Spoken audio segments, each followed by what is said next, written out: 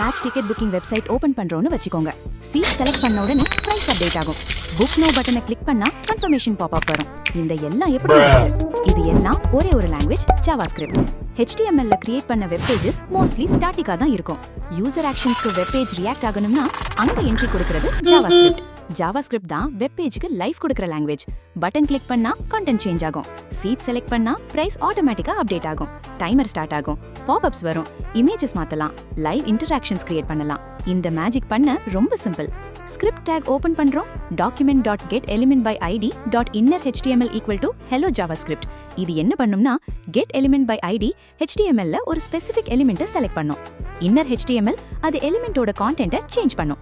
So remember பண்ணுங்க, HTML structure கொடுக்கும், CSS design கொடுக்கும், JavaScript இன்டராக்டிவிட்டி கொடுக்கும். CSK ஓட yellow army மாதிரி மூணும் சேர்த்து தான் ஒரு லைவ் வெப்சைட்டை பில்ட் பண்ண முடியும். Follow for more updates.